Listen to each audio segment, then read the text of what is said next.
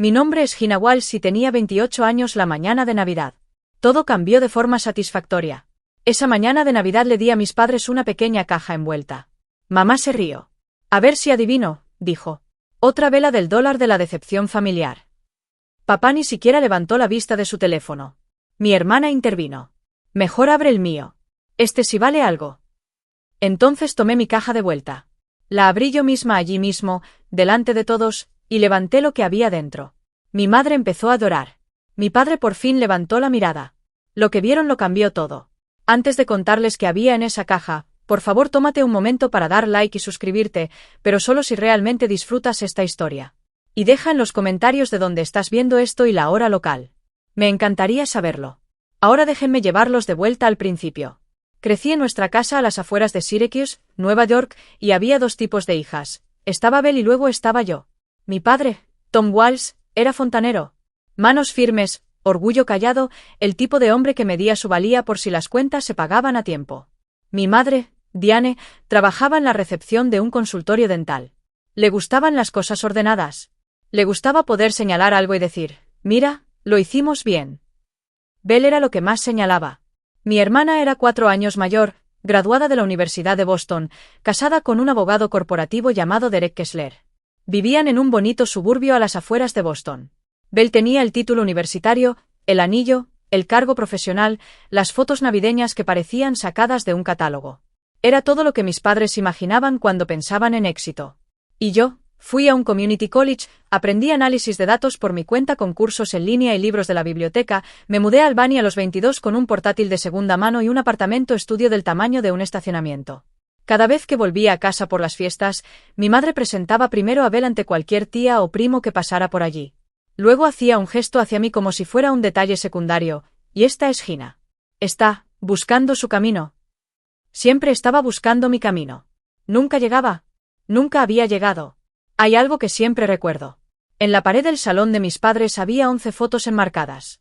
Las conté una vez en Acción de Gracias del año anterior. No me pregunten por qué. Tal vez porque no tenía nada más que hacer mientras todos admiraban las nuevas mechas de Belle.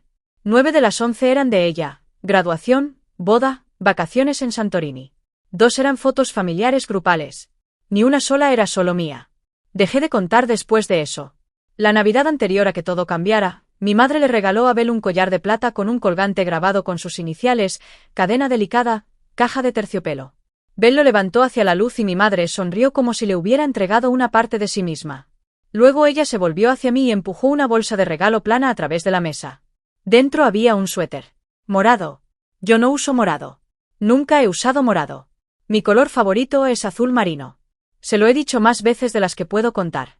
Listas de deseos de cumpleaños, compras de regreso a clases, la vez que me preguntó de qué color pintar la habitación de invitados. Azul marino. Mamá, cada vez. Mamá, le dije con cuidado. Sabes que no uso morado. Ella agitó la mano. Oh, debo haber estado pensando en alguien más. Belle se rió desde el otro extremo del sofá. Tal vez estaba pensando en alguien que si le dice a la gente lo que quiere. No discutí. Me puse el suéter por encima de la cabeza y lo llevé puesto el resto de la noche. Nadie lo notó. Nadie dijo que se veía bien. Nadie dijo nada en absoluto. Pero esto es lo que seguía dando vueltas en mi mente mucho después de que los platos estuvieran lavados. Mi madre recordaba la talla exacta del collar de Belle. Había medido el cuello de su hija para acertar con la longitud del colgante. Conocía el broche que prefería Belle, la fuente para el grabado, la política de devoluciones del joyero. No sabía mi color favorito. Esa noche, conduciendo de regreso a casa bajo la lluvia helada en la enero del 90, agarré el volante con fuerza y pensé en una frase que nunca me había permitido terminar antes. Un día dejaré de fingir que esto no duele. Pero el suéter morado no fue lo peor que mi madre me dio jamás. Eso llegó la Navidad siguiente, y ni siquiera fue un regalo. Fue una palabra. El abril siguiente, manejé a casa un sábado para ayudar a mi madre a limpiar el garaje. Lo había mencionado por teléfono. Solo lo mencionó, no lo pidió. Y yo aparecí de todos modos porque eso era lo que hacía. Aparecer. No esperar a que me lo pidan. No esperar agradecimientos. Me mandó a buscar el correo al entrar. La mayoría era basura. Folletos de cupones. Un catálogo de Bed Bath & Beyond que debería haber dejado de llegar hace años. Pero al fondo de la pila había un sobregrueso de First Heritage Federal Credit Union, sellado en tinta roja en el borde superior. Aviso final. No lo abrí. No era mío. Pero vi lo suficiente. Esa noche, me quedé despierta en mi antigua habitación, la que tenía el radiador chirriante y la mancha en el techo con forma de Florida, y los escuché. Las voces de mis padres, bajas y tensas a través de la pared. Mi madre: no podemos seguir escondiendo esto, Tom. Mi padre: lo resolveremos. No se te ocurra decírselo a las chicas. No dije nada a la mañana siguiente. Sonreí. Ayudé a clasificar cajas en el garaje. Comí la ensalada de pollo que mi madre preparó sin preguntarme si me gustaba la ensalada de pollo. Luego conduje de regreso a Albany, pero no fui a casa. Fui a una cafetería, me senté en el reservado de la esquina y abrí mi portátil. Me tomó 3 días encontrar el panorama completo. Registros del condado. Historial de pagos. Una hipoteca tomada en 2005. Refinanciada 2 veces. Último pago realizado hace 37 meses. Saldo restante total, $87,412. Mis padres estaban a punto de perder la casa y yo había estado esa mañana en la cocina sosteniendo el aviso final en mis manos, preguntándome si se lo decía a Belle, ¿ella ayudaría? La llamé un martes por la noche. Elegí mis palabras con cuidado, como quien maneja algo frágil que ya sospecha que está roto. Hola Belle, ¿has hablado con mamá y papá sobre la casa últimamente? Hubo una pausa, un segundo, tal vez 2, pero fue el tipo de silencio que responde a la pregunta antes de que lo haga la boca. ¿Qué pasa con la casa? Lo sabía. Lo podía oír en el leve cambio de su respiración. En la forma en que su voz se tensó como una cuerda estirada al máximo. Belle, vi las cartas del banco. Suspiró. No el suspiro de alguien que recibe malas noticias. El suspiro de alguien cansado de un secreto que había cargado a distancia. Sí, dijo. Mamá me lo contó hace unos 6 meses. Pero ¿qué se supone que haga yo, Gina? Derek y yo acabamos de comprar nuestro lugar. No podemos hacernos cargo también de su deuda, insistí con cuidado. ¿Al menos hablaste con ellos sobre sus opciones? ¿Un asesor financiero? ¿Refinanciar? Gina, eso no es mi problema. Son adultos y, honestamente, si hubieran manejado mejor el dinero, esto no habría pasado. Aparté el teléfono de mi oído por un momento. Miré el techo de mi apartamento, un estudio de 600 pies cuadrados. El alquiler que pagaba puntualmente cada mes. Belle, cuyo pago inicial vino de nuestros padres, cuya boda fue financiada por nuestro padre trabajando horas extras durante 9 meses seguidos, cuya matrícula universitaria mi madre ayudó a cubrir recortando cupones. Esa Belle acababa de decirme que nuestros padres debían enfrentar las consecuencias de sus propias decisiones. No discutí. Me despedí. Colgué. Y luego me senté a la mesa de mi cocina y tomé una decisión que nadie me pidió que tomara. Abrí una hoja de cálculo. Siempre pienso mejor en filas y columnas. 6 años de trabajo, 6 años de preparar almuerzos en vez de comprarlos, de mantener el mismo coche, de decir no a vacaciones y sí a horas extras. Mi cuenta de ahorros estaba en poco más de $52,000. Mi bono de fin de año, que mi gerente ya había insinuado que sería bueno, se proyectaba en alrededor de $18,000. Si recortaba todo, cada suscripción, cada cena fuera, cada pequeño lujo que había construido silenciosamente en mi vida, podía ahorrar otros $17 a $20,000 en 6 meses. En total, aproximadamente $89,000, lo suficiente para cubrir el saldo, apenas. Me dejaría casi en cero. Años de disciplina reducidos a un número apenas por encima de 0. Me quedé mirando la pantalla durante mucho tiempo. Luego llamé al banco. Expliqué que quería hacer pagos en la cuenta de mis padres como tercero. La representante me puso en espera 2 veces, me transfirió una vez y finalmente confirmó que sí, lo aceptarían, siempre y cuando el saldo completo se liquidara antes de que avanzara el proceso de ejecución hipotecaria. Comencé a enviar dinero la semana siguiente. Cantidades constantes mes a mes, sin faltar nunca a la fecha. No se lo conté a nadie.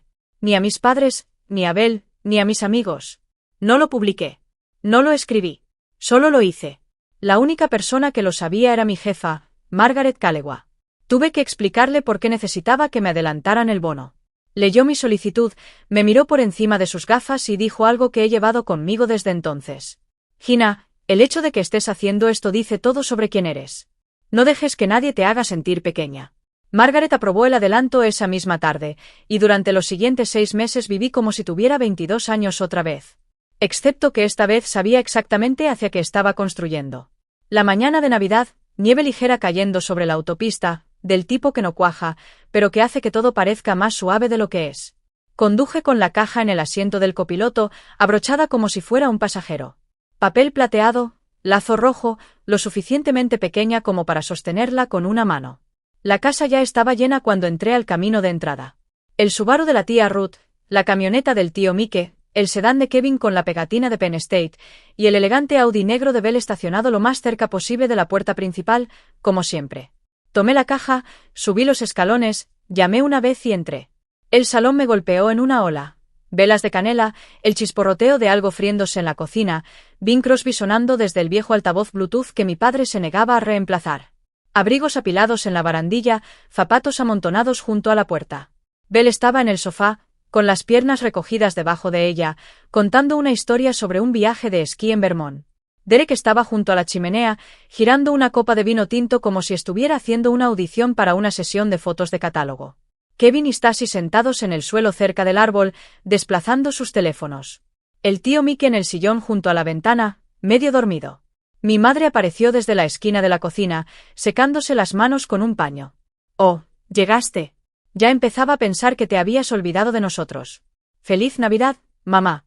Miró la caja en mi mano y luego al árbol. «Puedes ponerla debajo del árbol». Abrimos los regalos después del brunch. Nadie me preguntó cómo había sido el viaje. Nadie preguntó por mi semana, mi trabajo o mi vida. Las conversaciones continuaron a mi alrededor como el agua alrededor de una piedra, pero la tía Ruth me miró desde el umbral del comedor. Sonrió. «Gina, cariño, ven a sentarte conmigo. ¿Cómo está la ciudad?». Me senté y esperé. El brunch era el territorio de mi madre. Un espectáculo tanto como una comida. Jamón glaseado, papas gratinadas, ensalada de frutas con esos malvaviscos pequeños que llevaba añadiendo desde 1998. Nos apretujamos alrededor de la mesa del comedor, codos tocándose, pasando platos por encima de las cabezas de los demás. A mitad de camino, mi madre se puso de pie. Golpeó su tenedor contra el vaso de jugo. «Solo quiero decir unas palabras», dijo, sonriendo ampliamente. «Quiero brindar por Belle y Derek. Este año, Belle fue ascendida a vicepresidenta senior en su firma, y Derek se convirtió en socio en la suya. Estamos tan orgullosos». Aplausos. El tío Mickey aplaudió fuerte. Stacy levantó su copa. Derek hizo un gesto modesto. El tipo de gesto que hacen los hombres cuando quieren que sepas que están siendo humildes. Kevin se volvió hacia mí. «¿Y tú, Gina? ¿Qué hay de nuevo?». Abrí la boca. Mi madre llegó primero. «Oh, Gina sigue en ese trabajito de computadoras», lo dijo con alegría, como si me estuviera ayudando. «Ya sabes, Gina es de las que florecen tarde». Belle ladeó la cabeza. «Mamá, sé amable. No todos alcanzan su punto máximo al mismo tiempo». Sentí que 12 pares de ojos me rozaban como se mira una mancha en la alfombra, brevemente, sin interés. «Estoy bien, Kevin», dije. «Gracias por preguntar». Debajo de la mesa, la tía Ruth extendió la mano y la puso sobre mi rodilla. No dijo nada. No hacía falta. Mi padre estaba sentado a la cabecera de la mesa, con la cabeza baja, no había dicho ni una palabra desde que nos sentamos. Yo masticaba. Tragaba. Sonreía. Pero esto es lo que ninguno de ellos sabía. La firma de Belle era la pequeña práctica boutique de Derek. 12 personas, incluyendo a la recepcionista. Y mi pequeñito trabajo de computadoras acababa de ayudar a cerrar un acuerdo por valor de $4.2 millones. No corregí a nadie. Todavía no. Después del brunch, fui a la cocina por un vaso de agua. El grifo seguía goteando. El mismo goteo que llevaba 3 años, el que mi padre seguía diciendo que arreglaría. Llené un vaso y me quedé allí un momento, mirando por la ventana el patio trasero cubierto de nieve ligera. Belle apareció en el umbral, con los brazos cruzados y la cadera apoyada contra el marco. «¿Puedo darte un consejo?». Me volví. «¿Sobre qué?». «Sobre tu regalo», bajó la voz como si me estuviera haciendo un favor. «Sea lo que sea, no lo hagas incómodo. ¿De acuerdo?». El año pasado fue ese librito de cupones caseros. Mamá ni siquiera lo abrió. «No era un librito de cupones», dije en voz baja. «Era un itinerario. Había planeado un fin de semana de viaje para ellos». Agitó la mano. «Como sea. Solo mantén bajas las expectativas por tu propio bien». Tomé un sorbo de agua. «¿Qué les trajiste tú?». Belle sonrió. La clase de sonrisa que sabe que está ganando. Un fin de semana en el Adirondack Spa, ya reservado. Derek y yo cubrimos todo. Asentí. No dije nada sobre cómo la firma de Derek acababa de tener su trimestre de facturación más débil. No dije nada sobre cómo un fin de semana en un spa costaba menos que un solo mes de los pagos de la hipoteca que yo había estado cubriendo en silencio. Solo asentí. «Gracias por el consejo, Belle». Me volví hacia el fregadero, enjuagué el vaso y lo puse en el escurridor. Ella se quedó un segundo más y luego dijo: «Solo estoy cuidándote, Gina». «¿Cuidándome?». La misma mujer que había sabido que nuestros padres se estaban ahogando y no les había arrojado ni una cuerda. Me sequé las manos con el paño de cocina y regresé al salón. La caja seguía bajo el árbol donde la había dejado, pequeña, plateada, esperando. El salón tenía ese aspecto dorado y escenificado, las luces del árbol parpadeando, los colores del papel de regalo dispuestos como si alguien hubiera planeado la estética, lo cual, por supuesto, había hecho mi madre. El regalo de Belle era la pieza central. Una caja grande envuelta en papel dorado con un lazo carmesí, colocada justo en el frente debajo del árbol como si hubiera reservado un asiento. Los primos habían traído cestas de vino y conjuntos de velas. La tía Ruth tenía una bolsita pequeña con papel de seda asomando por arriba. El tío Mickey aportó una lata de fay casero, como todos los años.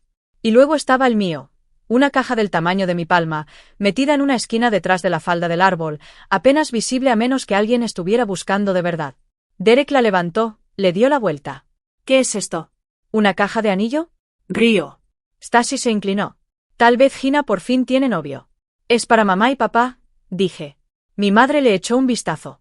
Sus labios se curvaron en algo entre una sonrisa y una mueca. ¡Qué dulce! Belle aplaudió una vez. Bien, déjenme ir primero. Quiero ver la cara de mamá. Le entregó la caja dorada a nuestra madre. Diane retiró el papel lentamente, siempre le gustaba saborearlo, y sacó un marco con una fotografía de Belle y Derek con suéteres de punto cable a juego, además de un sobre con el vale del spa dentro. «Oh, esto es precioso», dijo mi madre, apretando el marco contra su pecho. «Tom, mira esto». Mi padre levantó la vista de su teléfono, sonrió, y volvió a bajar la mirada. Todos aplaudieron. Belle brillaba. Entonces la habitación se quedó en silencio. Los ojos de mi madre se desviaron hacia la pequeña caja plateada que aún estaba en la mesa donde la había movido. La alcanzó. Y fue en ese momento cuando todo lo que había guardado dentro durante 28 años salió a la superficie. Ahora, antes de contarles qué dijo mi madre después, quiero preguntarles algo. Si estuvieran en mi lugar y acabaran de gastar cada dólar que tenían para salvar la casa de sus padres, y nadie en esa habitación lo supiera, ¿aún le entregarían el regalo? ¿O lo tomarían de vuelta y se irían? Dejen un 1 para dárselo, o un 2 para irse, en los comentarios. Bien, esto es lo que pasó. Pero necesito retroceder un poco porque, antes de que mi madre alcanzara esa caja, ocurrió algo más. Algo que nadie en la habitación notó excepto yo. Entre el brindis del brunch y el intercambio de regalos, mientras Belle dominaba la conversación hablando de su viaje de esquí y Derek rellenaba copas de vino, mi teléfono vibró en el bolsillo trasero. Salí al pasillo, justo pasando el armario de los abrigos, y contesté. «Gina, feliz Navidad». Era Margaret Calewa, mi jefa, llamando desde su cocina en Saratoga Springs. Podía oír a su hija riendo de fondo. «Feliz Navidad, Margaret. Solo quería que supieras que el banco confirmó que todo está liquidado. El proceso del último pago se completó el 19 de diciembre. Los documentos de transferencia de la escritura se presentarán el 2 de enero. ¿Lo lograste, Gina?» Cerré los ojos, me apoyé contra la pared y respiré. «Gracias, Margaret, por todo». «¿Estás bien?», preguntó. «Suenas tensa». «Estoy con mi familia». Hubo una breve pausa, y luego, con suavidad. «Ah, bueno, recuerda algo. No le debes a nadie una explicación por tu bondad, pero tampoco le debes a nadie tu silencio». Dejé que esas palabras se asentaran un momento. Luego le agradecí de nuevo, le deseé unas buenas fiestas y colgué. Cuando volví al salón, Belle levantó la vista del sofá. ¿Quién era? ¿Trabajo llamando en Navidad? Solo mi jefa. Belle sacudió la cabeza con esa lástima ensayada. Mira, ese es el problema con tu situación. Cuando tu trabajo te llama en Navidad, eso no es una carrera. Eso es una obligación. No respondí. Me senté de nuevo junto a la tía Ruth. Ella me apretó el brazo una vez con suavidad y no dijo nada. En mi bolsillo, mi teléfono aún guardaba el registro de la llamada, 3 minutos y 14 segundos. La llamada más importante que nadie en esa habitación sabría jamás, hasta que lo supieran. Mientras los primos discutían sobre fútbol y Belle ayudaba a Diane a preparar platos de postre, subí sigilosamente las escaleras. El estudio de mi padre estaba al final del pasillo. Una habitación pequeña con paredes paneladas de madera, un escritorio metálico y un archivador que no se había organizado desde la administración Clinton. Olía a periódicos viejos y a los caramelos de menta que guardaban un frasco junto a la lámpara. Conocía esa habitación. Había estado allí 8 meses antes, con las manos temblando, leyendo 3 años de estados de cuenta de hipoteca atrasados bajo la luz gris de una mañana de invierno. Conocía el cajón segundo desde arriba a la izquierda. Lo abrí. Las viejas cartas seguían allí, metidas sin orden, arrugadas y vueltas a arrugar. Pero encima del montón, aún sellado, había un sobre nuevo, blanco, impecable, de First Heritage Federal Credit Union, estampado con tinta negra limpia en el frente, pagado en su totalidad, cuenta hipotecaria cerrada. Mi padre no lo había abierto. Lo tomé, lo giré entre mis manos. El matasellos tenía fecha de 5 días atrás. Debía haberlo traído con el resto del correo y lo había dejado allí con los demás. Tal vez demasiado asustado, o demasiado agotado, para leer otra noticia mala de un banco al que debía dinero que no podía pagar, excepto que ya no les debía nada. Nada en absoluto. Volví a dejar el sobre exactamente donde lo había encontrado. Cerré el cajón. Me quedé allí un momento, sola en esa pequeña habitación silenciosa, y dejé que sintiera el peso de lo que había hecho. Luego bajé las escaleras. La caja seguía en la mesa, intacta, pasada por alto. Mi padre estaba sentado en el salón, desplazando su teléfono a 1,5 metros de la carta que contenía la mejor noticia que había recibido en todo el año. Y mi regalo contenía la copia correspondiente. La tía Ruth me encontró en el porche delantero. No había planeado salir afuera. Solo necesitaba aire, del que te muerde las mejillas y te hace sentir real. La nieve había parado y la calle estaba tranquila, como solo pueden estarlo las calles la mañana de Navidad. Sin tráfico, sin cortacéspedes, solo frío y quietud. Ruth salió detrás de mí, ajustándose más la Rebeca. Al principio no dijo nada, solo se quedó a mi lado, viendo cómo nuestro aliento formaba nubes en el aire. ¿Cómo estás, de verdad?, preguntó. Estoy bien, tía Ruth. Gina, dijo mi nombre como siempre lo hacía, como si lo dijera en serio, como si no fuera por costumbre, sino por algo más cercano a la atención. Ruth había sido enfermera durante 30 años antes de jubilarse.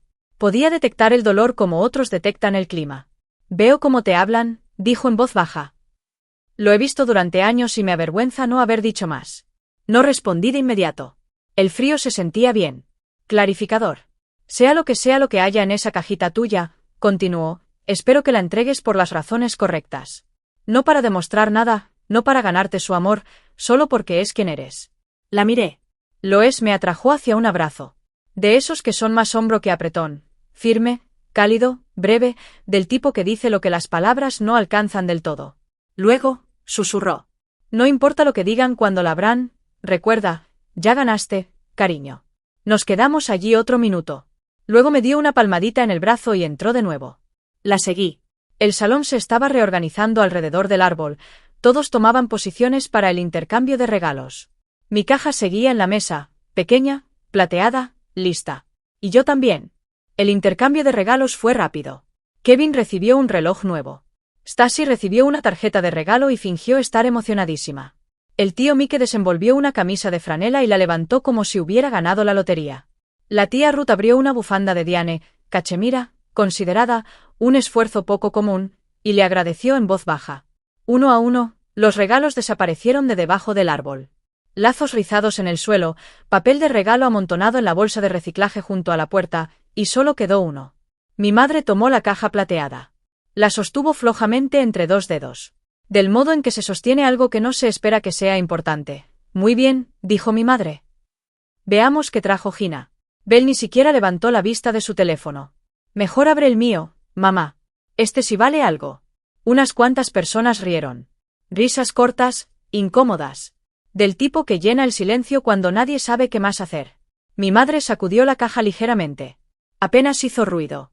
Entonces lo dijo. Es ligera. Sonrió. No a mí, sino a la habitación. A ver si adivino. Otra vela del dólar de la decepción familiar. La habitación se quedó quieta por un segundo, luego unas cuantas risas más. Derek sonrió con sorna detrás de su copa de vino. Stacy hizo una mueca pero no habló. Kevin bajó la mirada hacia sus zapatos. Mi padre seguía sentado en el sillón, teléfono en la mano, ojos en la pantalla. No dijo nada, no hizo nada. 12 personas en esa habitación. Ni una sola dijo, eso no está bien. Ni una sola dijo, no la llames así. La tía Ruth abrió la boca. Vi cómo su pecho se elevaba. Vi el comienzo de una palabra formándose en sus labios. Pero yo ya estaba en movimiento porque estaba harta de esperar a que alguien más me defendiera. Me puse de pie del sofá. La habitación cambió, no físicamente, sino de esa forma sutil en que cambia una habitación cuando alguien rompe el guión. Se suponía que debía reírme y pasarlo por alto. Se suponía que debía encogerme de hombros, decir algo autodespreciativo, dejar que el momento pasara como siempre lo había hecho. No lo hice. Mi madre aún sostenía la caja. No la había abierto. Ahora me miraba a mí, su sonrisa desvaneciéndose en algo incierto. Belle levantó la vista. Mamá, no seas mala. Seguro que es algo pensado, a la manera de Gina. Derek se inclinó hacia adelante. ¿Es una tarjeta de regalo? Esas siempre son prácticas. Mi padre por fin habló. Solo déjala dar lo que quiera dar. Es Navidad. Pero su voz era cansada, delgada. La voz de un hombre que había dejado de luchar años atrás por todo. Mi madre suspiró. Solo digo que todos los años es lo mismo. Belle trae algo hermoso y Gina trae. Agitó la caja suavemente, como si fuera una prueba. Bueno, miré alrededor de la habitación. 12 personas, mi familia, las personas que se suponía que me conocían mejor que nadie en el mundo. Y en ese momento se sentían como extraños sosteniendo tazas de café en una sala de espera. La tía Ruth empezó a hablar de nuevo. Vi cómo se inclinaba hacia adelante, pero yo ya estaba allí. Di un paso hacia mi madre y extendí la mano. Dámela, dije. Sus cejas se alzaron. ¿Qué? La caja. Devuélvemela. Gina, no seas dramática. No estoy siendo dramática, mamá. Mi voz era firme. Me sorprendió lo firme que era. Acabas de llamarme la decepción familiar delante de todos los que amo. Así que no, ese regalo no es para alguien que dice eso de su propia hija. Le quité la caja de las manos y la habitación quedó en completo silencio. La sostuve contra mi pecho por un momento. Mis manos no temblaban. Eso me sorprendió. Pensé que lo harían. Este iba a ser tu regalo, dije. No alto, no enojada, solo claro. Pero voy a abrirlo yo misma aquí mismo. Y luego tú puedes decidir si lo merecías, Gina, dijo mi madre. Su voz había cambiado, menos divertida, más sobresaltada. Estás armando un escándalo. Siempre es así, murmuró Belle a Derek. Mira, esto es exactamente de lo que te hablaba. Mi padre dejó el teléfono en el reposabrazos. Por primera vez en toda la mañana, me miró. De verdad me miró. No fue un vistazo, no fue un repaso rápido, sino la atención completa e indivisa de un hombre que de repente se daba cuenta de que algo en la habitación había cambiado. Desaté el lazo rojo. Cayó al suelo en una suave espiral. Levanté la tapa. Dentro de la caja había una sola llave de bronce, pulida y nueva, un sobre blanco y una hoja de papel doblada. Dejé la caja sobre la mesa de centro. Tomé el papel, lo desdoblé lentamente y luego lo levanté lo suficientemente alto para que todos en la habitación pudieran verlo. La tía Ruth fue la primera. Lo leyó desde el otro lado de la habitación. Su mano se llevó a la boca. Hizo un sonido, no una palabra, algo entre un jadeo y un susurro, y presionó los dedos contra sus labios. Kevin se inclinó hacia adelante, entrecerrando los ojos. El tío Mike se quitó las gafas de lectura, luego se las volvió a poner. Stacy bajó el teléfono. Mi madre miró el papel pero aún no lo había leído. Sus ojos recorrieron las palabras lentamente, como si intentara armarlas en algo que tuviera sentido. 10 segundos. Eso fue todo lo que tomó para cambiar 28 años. Pero esos 10 segundos aún no habían terminado. El papel era una sola hoja con membrete de First Heritage Federal Credit Union. Las palabras estaban impresas en tipografía negra limpia, centradas e inconfundibles, carta de satisfacción de hipoteca, cuenta pagada en su totalidad. Debajo, los nombres Tom Walsh y Diane Walsh. Y bajo la línea de firma, en el campo marcado como parte pagadora, Gina M. Walsh. El silencio no era solo silencio. Era pesado, del tipo que presiona contra tus tímpanos y te hace consciente de los latidos de tu propio corazón. Kevin habló primero. Espera, ¿es lo que creo que es? Stacy puso el teléfono boca abajo en su regazo, olvidando detener la grabación que había comenzado como broma. Derek se enderezó en su silla, la mandíbula tensa. Miró a Belle, luego al papel, luego de nuevo a Belle. Belle no se movió. Se quedó perfectamente inmóvil, los labios ligeramente entreabiertos, los ojos fijos en la página que yo sostenía, como si estuviera escrita en un idioma que solo ahora estaba empezando a aprender a leer. El rostro de mi madre pasó por algo que nunca había visto antes. Un colapso lento, capa por capa, como una máscara que se disuelve en agua. Primero la mueca, luego la compostura, luego la certeza, y debajo de todo eso, el reconocimiento. Ella empezó a llorar. No del tipo gentil y digno, sino del tipo feo, del que surge de un lugar que no sabías que existía hasta que se rompe. Mi padre se levantó lentamente, como se levanta un hombre cuando sus piernas no están seguras de que vayan a sostenerlo. Caminó hacia mí, 3 pasos, tal vez 4, y tomó el papel de mi mano. Sus dedos temblaban. Esto es real, susurró. Sube arriba, papá, dije. Revisa el cajón de tu escritorio. El banco también te envió una copia. Solo que nunca la abriste. Me miró como si me viera por primera vez. Tal vez era así. Mi padre subió las escaleras. Nadie habló. Todos nos quedamos allí sentados o de pie, escuchando sus pasos crujir sobre las viejas tablas del piso arriba, el sonido del cajón del escritorio abriéndose, el leve rasgar de un sobre. 2 minutos, tal vez menos. Se sintió mucho más largo. Cuando bajó las escaleras, su rostro estaba rojo y mojado. Sostenía el sobre abierto en una mano y la carta correspondiente en la otra. Sus gafas de lectura estaban empujadas hacia arriba en la frente. Olvidadas. Es real, dijo. Su voz se quebró en la segunda palabra. La hipoteca está pagada. Mi madre levantó la vista de sus manos. ¿Qué? ¿Cómo? Debíamos 87, se detuvo. Sus ojos encontraron los míos. Tú, dijo. Tú lo pagaste. Tomé la llave de bronce de la caja y se la extendí. Esta es la nueva llave, dije. Las cerraduras fueron cambiadas como parte del proceso de limpieza de título. La escritura está libre y clara. Presentada en el condado el 2 de enero. Esta casa es tuya, mamá. Sin deudas, sin banco. Tuya. Todo, susurró ella. Cada dólar.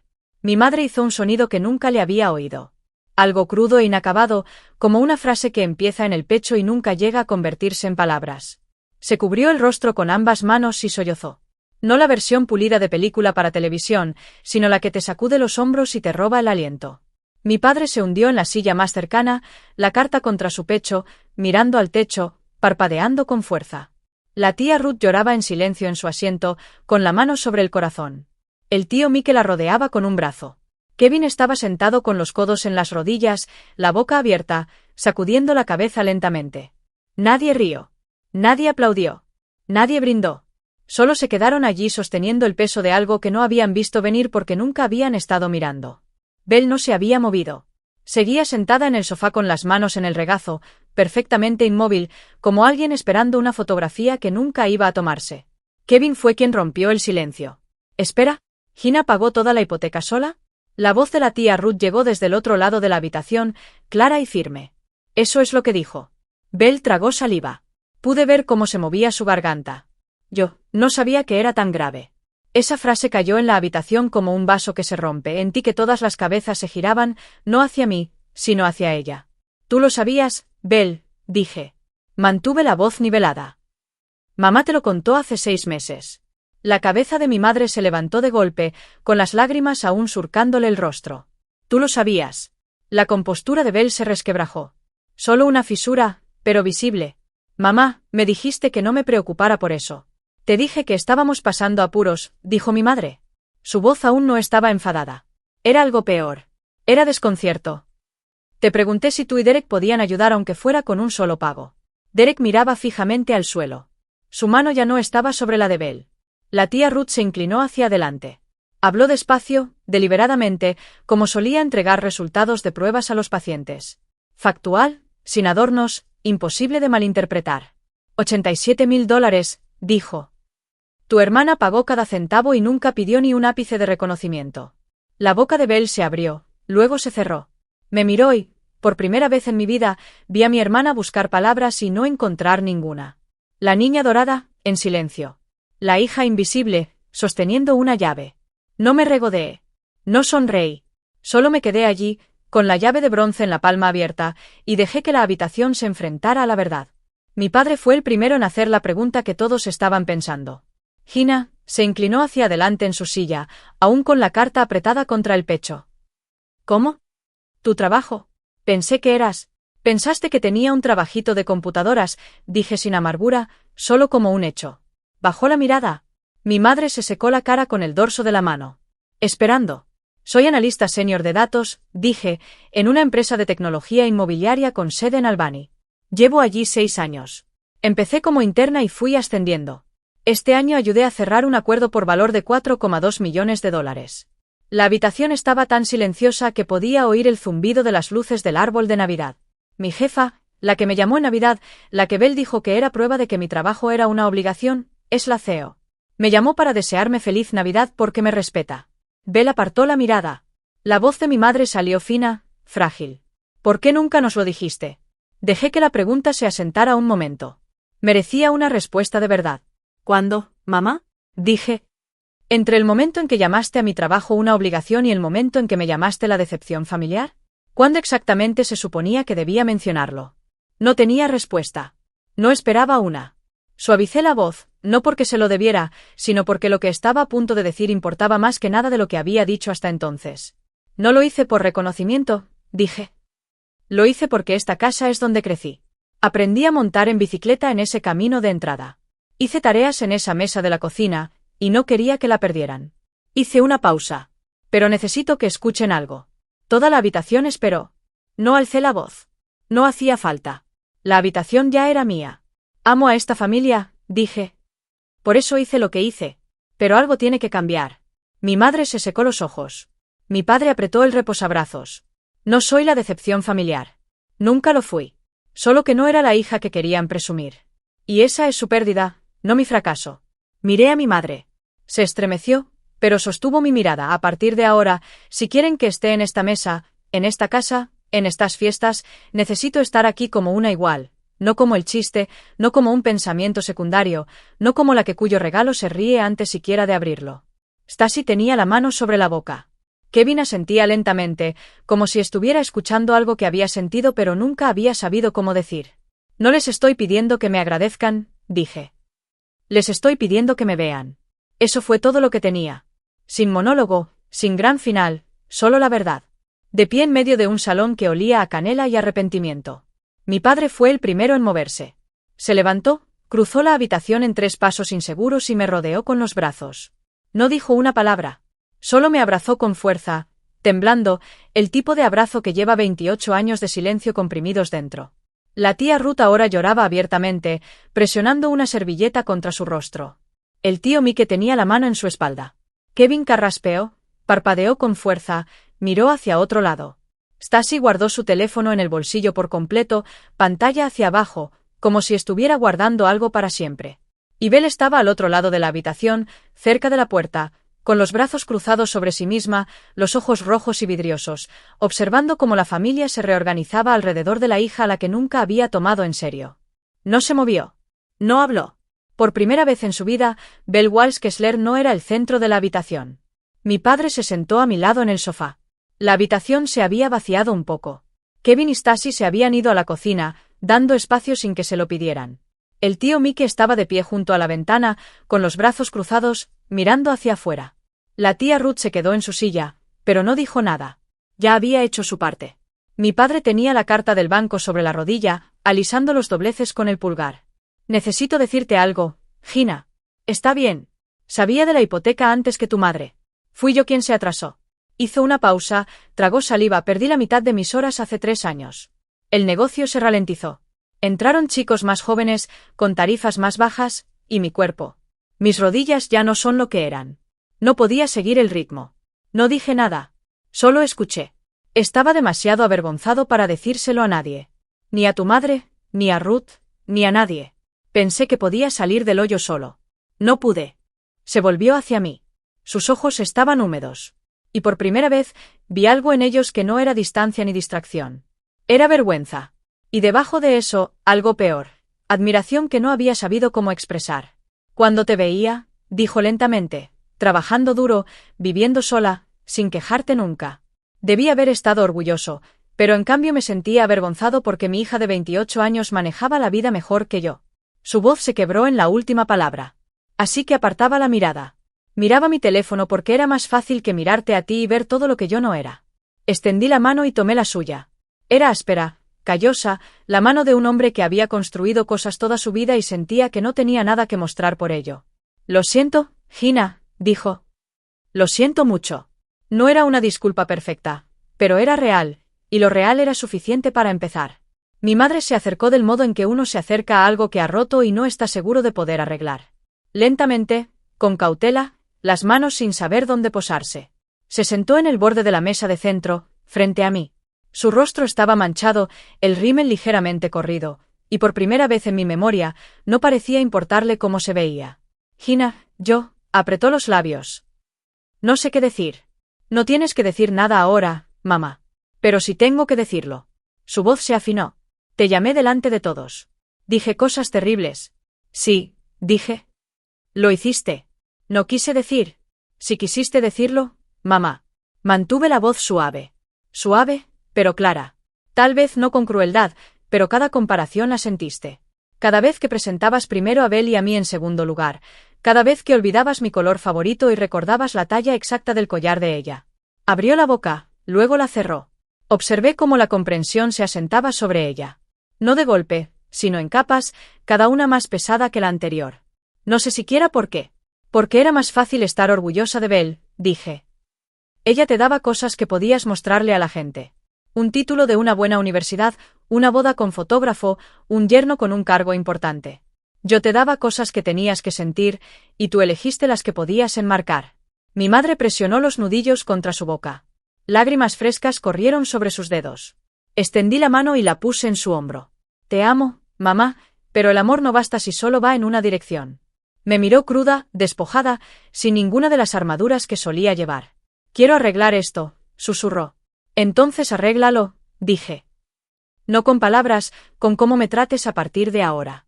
La tarde se fue apagando como suelen hacerlo las tardes de Navidad. Platos chocando en el fregadero, sobras repartidas en tupers, abrigos recogidos de la barandilla. La gente se despedía en voz baja, más callada de lo habitual, como si la casa misma aún estuviera procesando lo que había pasado. Belle estaba en la puerta principal cuando salí al porche. Tenía el abrigo puesto, la bufanda a medio atar, las llaves en la mano. Derek ya estaba en el Audi, con el motor encendido, el vapor saliendo del escape en espirales. Belle, dijo ella, girándose. Sus ojos estaban enrojecidos, su postura rígida. La forma en que la gente se mantiene cuando intenta con todas sus fuerzas no sentir nada. No necesito un sermón, Gina. No vine a darte un sermón. Di un paso más cerca. La luz del porche proyectaba sombras largas entre nosotras. Solo quiero que sepas que no te guardo rencor. Parpadeó. Deberías. Tal vez, pero no lo hago. Miró por encima de mi hombro hacia la ventana del salón, donde las luces del árbol aún parpadeaban. Sabía lo de la casa, dijo en voz baja. Y no ayudé. Lo sé. ¿Por qué no dijiste nada ahí dentro?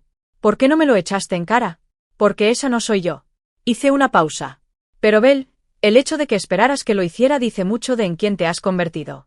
Inhaló bruscamente, como si hubiera presionado un moretón que no sabía que tenía. Nos quedamos allí un momento. El frío entre nosotras, el sonido del motor de Derek ronroneando en el camino de entrada. Podemos volver a ser hermanas, dije. Pero empieza contigo viéndome como tu igual, no como tu acto secundario. Asintió una vez, con fuerza. Luego se dio la vuelta, bajó los escalones y entró al auto. Vi cómo el Audi se alejaba, las luces traseras desapareciendo en el gris. Luego volví adentro, donde la casa estaba cálida y las paredes aún guardaban los ecos de todo lo que por fin se había dicho. El 2 de enero llegó en silencio, como suelen llegar los días importantes. Estaba en mi escritorio en Albany cuando llegó el correo electrónico. Una confirmación de la oficina del secretario del condado. La escritura había sido registrada oficialmente. Tom y Diane Walsh, propietarios únicos, sin gravámenes, sin impedimentos, presentada y sellada. Reenvié la confirmación a mis padres. Mi padre respondió en menos de una hora. Solo 2 palabras. Gracias. Mi madre respondió 1 hora después con un mensaje más largo, lleno de errores gramaticales, demasiados signos de exclamación y esa sinceridad que solo surge de alguien que aún está aprendiendo a decir lo que siente. Imprimí el correo y lo guardé en una carpeta. Luego abrí mi aplicación bancaria. Saldo, $2.340. Me quedé un rato con ese número. 6 años de disciplina. 6 años de preparar almuerzos, conducir el mismo coche, renunciar a viajes y decir no a cosas. Reducidos a una cifra que no cubriría ni 2 meses de alquiler. Mi teléfono vibró. Margaret. Orgullosa de ti. Ahora ve y cuídate. Sonreí, dejé el teléfono y miré alrededor de mi apartamento. Pequeño, silencioso, mío. $2.340 y una conciencia limpia. No me sentía rica. No me sentía heroica. Me sentía ligera.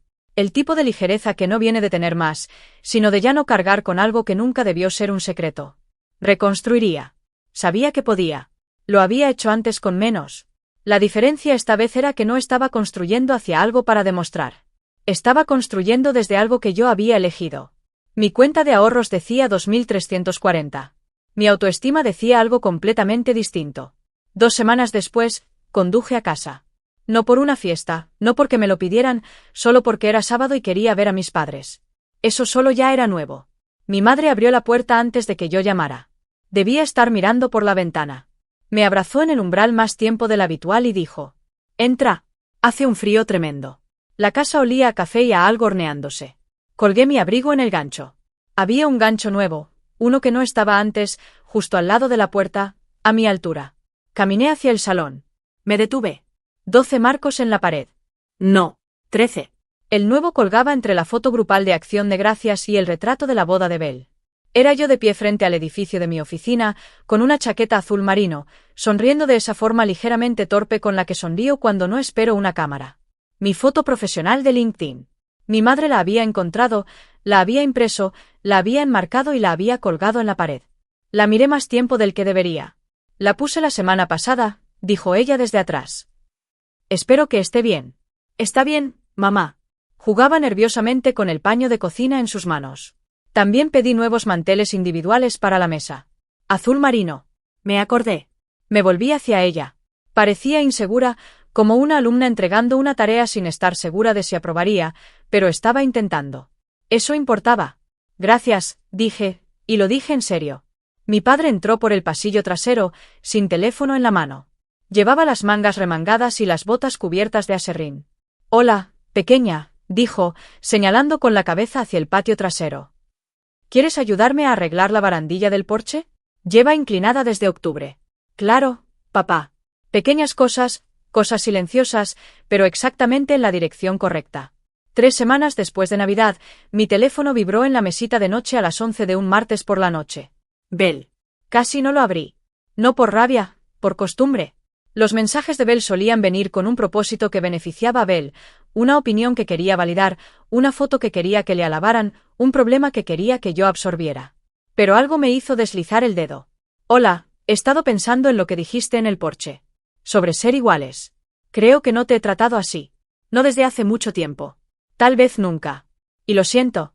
Lo leí 2 veces, luego una tercera. No había continuación, ni salvedad, ni, pero tú también. No había giro hacia sus propios sentimientos. Solo las palabras allí en la pantalla, desnudas y sin adornos. Dejé el teléfono, fui a la cocina, preparé té, bebí la mitad, volví.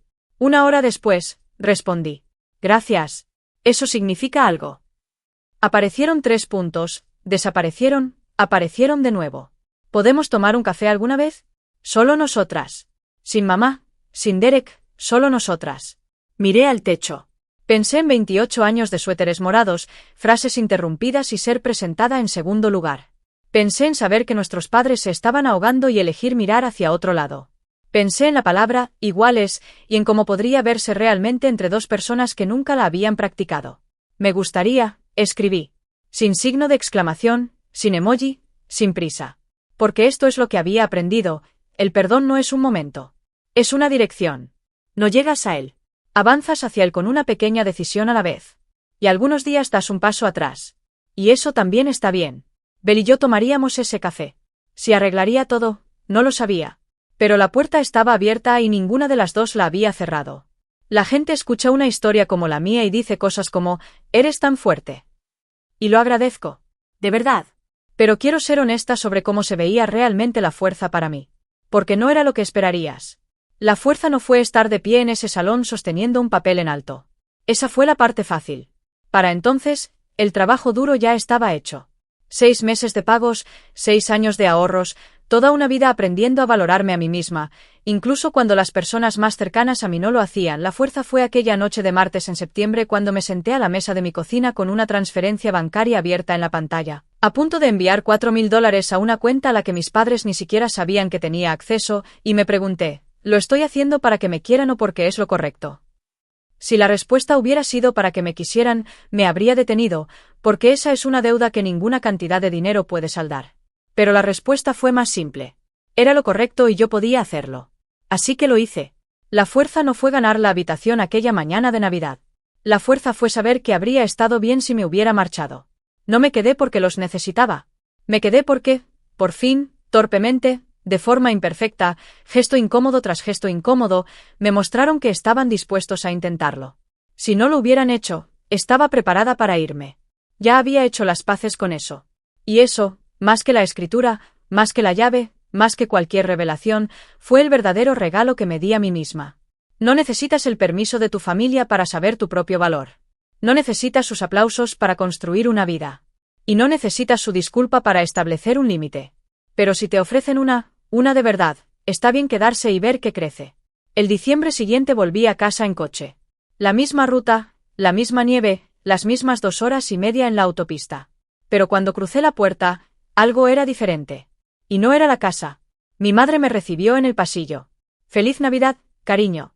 Hice tu risotto de champiñones favorito». Se acordó. El salón tenía ahora 13 marcos. Los mismos 13, limpios y pulidos, pero había un 14º. Casi se me pasa por alto. Colocado junto a la lámpara en la mesita auxiliar, una foto de Belle y yo sentadas juntas en una cafetería del centro de Albany, riéndonos de algo que ya no recuerdo. Belle se la había enviado a nuestra madre sin decírmelo. Mi padre se levantó cuando entré. Su teléfono estaba boca abajo en la mesita auxiliar. Cruzó la habitación y me envolvió en un abrazo. «¿Cómo estuvo el viaje, pequeña?»